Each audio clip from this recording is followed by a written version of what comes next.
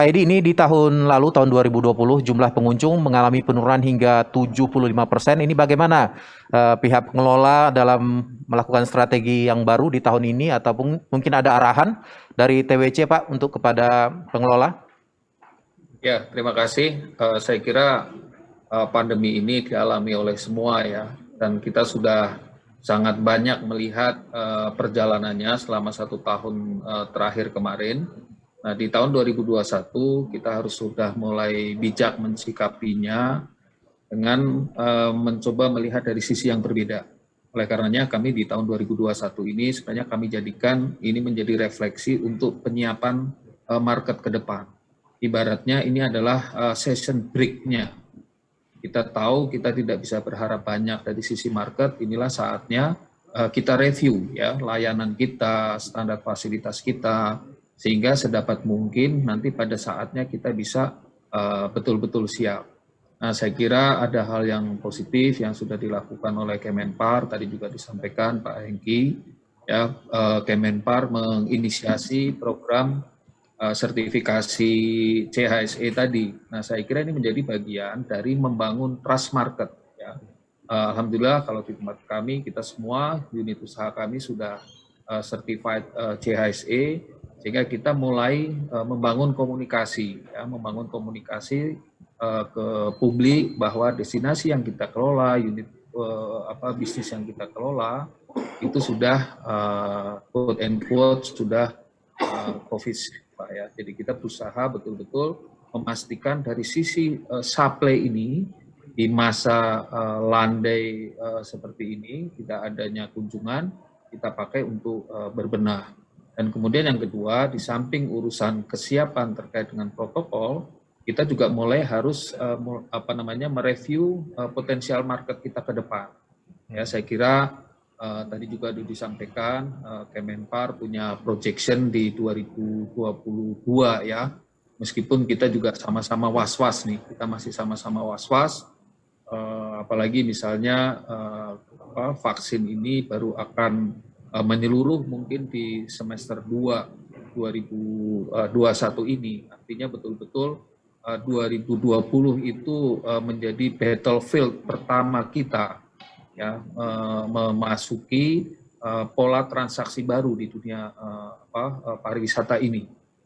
Kita berharap juga bahwa adanya dorongan-dorongan ya untuk menjaga kesinambungan dari bisnis di sektor pariwisata ini. Tadi juga sudah disampaikan Pak Iwantono bahwa dibutuhkan ada semacam dorongan-dorongan khususnya untuk kelas menengah dan market korporasi di dalam negeri untuk melakukan spending.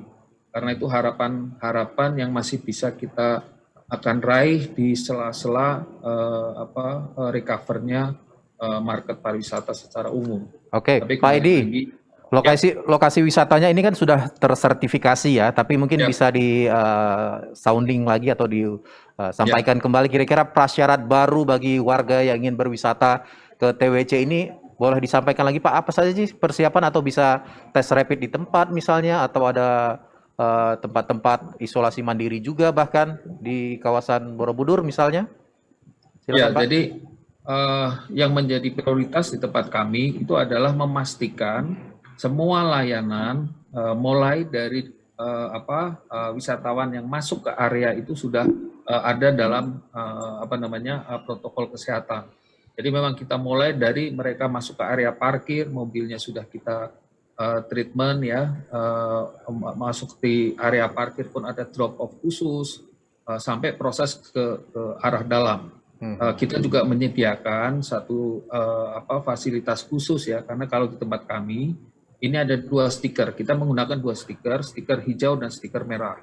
Ya, ini untuk stiker hijau ini yang kita anggap aman. Untuk stiker merah yang misalnya dia suhunya di atas rata-rata dan seterusnya, kita sediakan jalur khusus untuk mereka istirahat ya di klinik yang kita sediakan secara khusus. Nah, yang menjadi pemikiran kita ke depan itu adalah tentang standar yang harus diintegrasikan juga dengan kebijakan dari daerah. Jadi misalnya karena kami ini mengelola objek destinasi nasional, kita mengacu kepada kebijakan gugus tugas di tingkat provinsi. Jadi kita selalu intens komunikasi dengan gugus tugas di provinsi tentang persyaratan-persyaratan tadi, termasuk apakah harus rapid dan seterusnya. Ya, tetapi kami punya pemikiran seperti ini. Jadi orang yang akan melakukan perjalanan itu dia sudah terscreening sebenarnya. Dia sudah terscreening mulai dari awal. Apalagi kalau misalnya dia menggunakan transport publik, itu udah otomatis mereka mengalami proses itu. Ya, jadi sebenarnya ini kita tinggal sinkronis saja, ya, komunikasi yang baik, trust-nya muncul. Saya kira harapan untuk adanya kunjungan wisatawan, khususnya wisatawan domestik, ini bisa kita mulai harap. Kembali yang paling utama sekarang kita harus mulai selektif dulu sebelum market betul-betul terbuka itu kepada potensial market yang ada, yaitu market kelas menengah dan market korporasi yang ini sedang kita persiapkan untuk memulai denyut barunya.